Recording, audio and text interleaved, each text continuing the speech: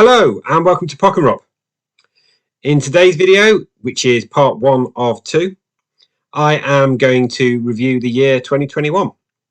I have some Pockenrop awards to hand out, and also I'm going to cover my favourite albums of the year from 20 through to number 11. In part 2, I will hand out some further awards, and also I will do my top 10 albums of the year. But before I do that, just the usual reminder to like the video, subscribe, and hit the bell to receive notifications. So I'm going to kick off with one of my awards, and it's for the least surprising listen of 2021. There are 2 nominees. The first is Certified Lover Boy by Drake. The second is Coldplay's Music of the Spheres. They've been nominated for different reasons, but both completely met my expectations. I fully expected to hate Drake's Certified Lover Boy, and on listening to it, I really did utterly despise it. But I was prepared to give it a go. It did not surprise me in the least. And likewise, Coldplay. I didn't hate Coldplay. I expected to dislike it and find it boring. And when I listened to it, I disliked it and I found it deathly boring. There can only be one winner. And the winner is Certified Lover Boy by Drake. I loathed this much and then found out that you cannot physically buy this, and yet this was the number 1 album. And it prevented something I do like, which is likely to turn up in the top 20, from getting to the number 1 position. Least surprising listen of 2021. Moving on now into the albums that I consider the best of the year. And normally I do top 15s on this channel. And it was actually when I compiled my top 15 list and there were 5 albums knocked out that I pretty much all rate as a 7 out of 10. I decided that it was actually quite difficult to differentiate between things that came in 14th and 15th all the way down to 20. So I'm going to cover the 5 that didn't make it into my top 15. Typhoons by Royal Blood. I think this was a intriguing album, and the more I found out about it, the fact they don't have a bass player, it's the guitarist who plays his guitar through 2 filters and gives you both the guitar and the bass. Really clever.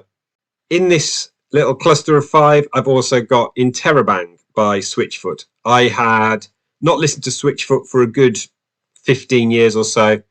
I saw that Interrobang came out in 2021, decided to listen to it. I only listened to this a couple of days ago while I was out running, and I found it a pleasant, enjoyable 7 out of 10 listen. The next in this grouping is Soul by Eric Church. I'd never heard of him before, but I saw him appear on a list of great albums from the first half of the year, so I decided to plunge in and listen to it. This is a good country album, and it's got some tracks I really rather enjoy on there, but I think it's a little bit generic and bland in the end. The next in this grouping of 5 is Future Past by Duran Duran. I don't think they've sounded this good since probably Rio in 1982. I think it's a solid, enjoyable album with some really good songs on it. And the last one from this grouping is Fatal Mistakes by Delamitri. Now, I had no expectation that Delamitri were going to come back with new material after being quiet for well over 20 years. But Fatal Mistakes is a good record. I've listened to it a couple of times, and it's a possibility that this album may grow in my affections over time. But at the moment, it's a 7 out of 10. So let's move on to another one of my categories. And this is a special award. There is only 1 nominee, and it is the Missed Opportunity Award. And I'm giving this to the Lockdown album by Elton John. This is a double album of duets that he's done with other artists. Within it is one possibly phenomenal Elton John album. Coupled with it is a load of other stuff, some of which had been previously released over the last 2 or 3 years. And a lot of it is not my kind of thing. I really dislike it. So ultimately, the album was ranked a 5 out of 10. For me, this is a missed opportunity. We could have had, maybe for the last time, a truly great, almost classic Elton John album. And we haven't. So 2021's Missed Opportunity Award goes to Elton John. The third award I'm going to cover now is the best reissue. Now, I don't include reissues in my rankings. If they did, then I think all 5 of these records would be ranked inside the top 10.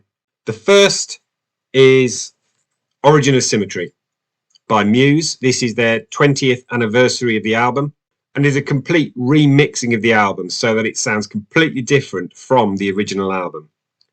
So that's the first nomination. The second nomination and third are from the same artist, and it's Taylor Swift.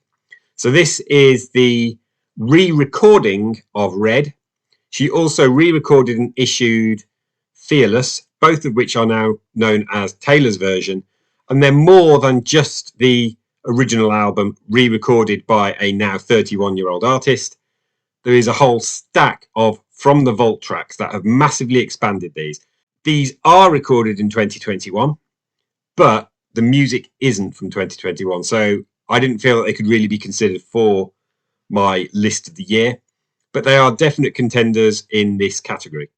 The final honourable mention goes to the phenomenal box set of All Things Must Pass. This is the 5-disc vinyl. This is a mixed bag in that whilst the album itself is one of the very best of all time, the Phil Spector mix of it has always been contentious, too much reverb, as George himself said before he died. It's a brilliant album and almost flawless, and it's a really, really good reissue of a classic record. The actual winner in this category is this behemoth, the Let It Be 50th anniversary box set. This is an amazing package, coupled as well with the over 7-hour Get Back documentary series on Disney Plus. I have made no secret in my Beatles ranking that I don't really rate Let It Be as an album, but this remastering, which also sees a certain amount of despectorizing, and the Get Back project makes me reevaluate the material and the songs on this album in a way that I hadn't before, and I like Let It Be more than I did. And if that's what a reissue really needs to achieve, then Let It Be 100% achieved it. This is a phenomenal set. And so therefore, the Pockenrop Award for the best reissue of 2021 goes to the Beatles' Let It Be. So into my top 15, and at number 15, Equals by Ed Sheeran. As I've said, I think this is roughly on a par with the 5 albums I've already mentioned, but I think it just has the edge because of the great pop songs that he does write, like Shivers and Bad Habits. The standout track on here, I think, is Sandman, other than those 2 singles. It's a solid album and found its way just into my top 15, Equals by Ed Sheeran. At number 14, I have placed Europeana by Jack Savaretti. This was an artist I'd not heard of. I didn't know he's got another 6 albums behind him. I found this a really rather enjoyable record as I was listening to this on a drive recently. It's incredibly heavily 80s influenced. One of the tracks is produced by Nile Rodgers from Chic, so there's a little bit of late 70s involved in there. And it was a perfectly enjoyable, fine album. Europeana, Jack Savaretti. And so on to another award. This I am calling my Pastiche Award. So this is for albums that I listened to this year that I thought really, really strongly reminded me of other stuff. First nominee is Jack Savaretti.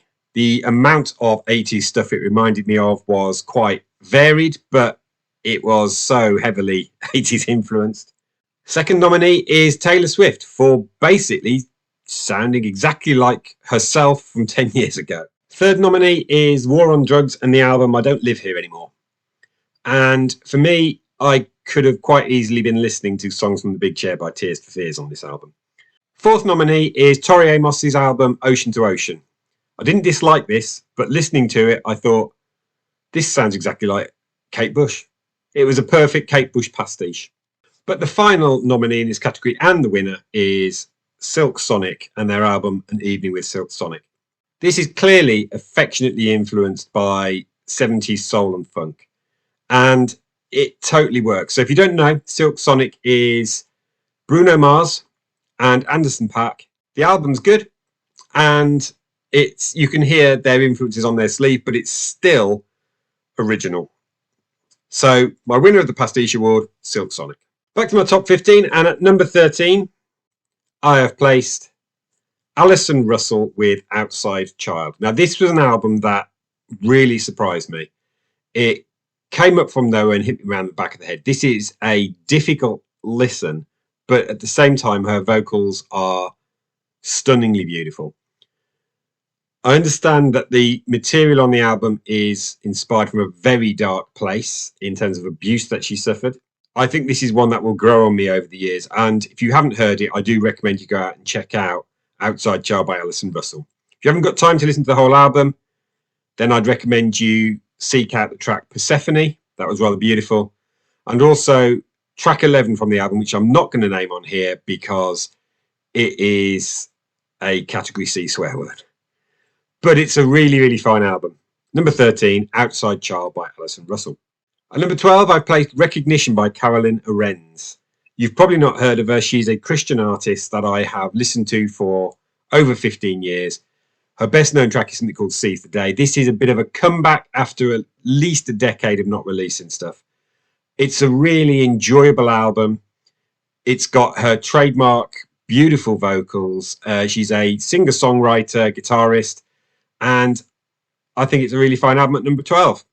And lastly, for this section, at number 11 is an album that I've seen in quite a few top albums of the year. It's Arlo Parks and Collapsed in Sunbeams. This is another album that kind of took me by surprise and I wasn't expecting to like as much as I did. I'd recommend you go and check out the whole album if you haven't already.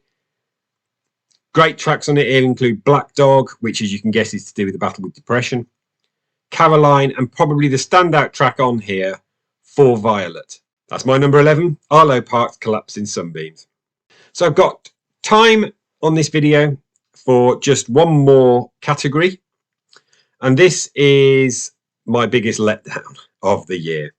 This is an album that I'd heard great things about or had high anticipation for and did not meet that anticipation.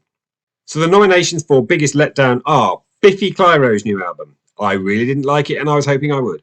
Sour by Olivia Rodrigo, which I was really hoping to like, especially as it's Rolling Stones album of the year. But like last year with their album of the year being Fetch the Bolt Cutters by Fiona Apple, I really disliked it and I really disliked Sour. I was really hoping to thoroughly enjoy Three Imagined from Paul McCartney, or more honestly, remixed Paul McCartney and other people covering the tracks from McCartney 3. Although it did make me aware of a few other artists that perhaps I wasn't aware of before. Get Back, the Glyn Johns 1969 mix, which is part of the Let It Be box set. Now, much as I love the Let It Be box set, when I actually listened to the Get Back thing, I could see exactly why they shelved it, and it was a disappointing listen. And you realise that actually maybe Phil Spector's version of Let It Be is better than you think. It's part of the reason why I think Let It Be's gone up in my estimation. And lastly, and the winner of the category, 30 by Adele. And it gives me no pleasure to say it. I really was anticipating 30 and it fell flat on its arse for me. And that really did sadden me. I was looking forward to it so much and it didn't make it. So that was my biggest letdown of the year, 30 by Adele. So before I end part one of my review of the year, I'm going to direct you to a Spotify playlist, which will be available in the description. This is the nominees for my song of the year.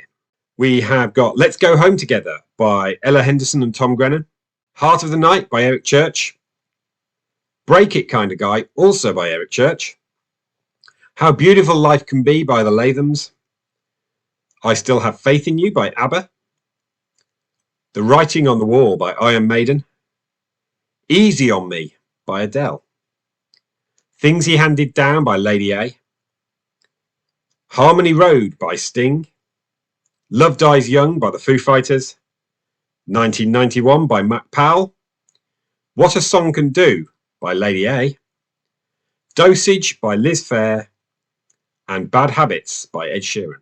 Also included on the playlist, and modesty forbids me from including it in the actual nominees of the list, is a song called It Was Not a Silent Night from Real Life Worship. I wrote this, and I'm also singing on it.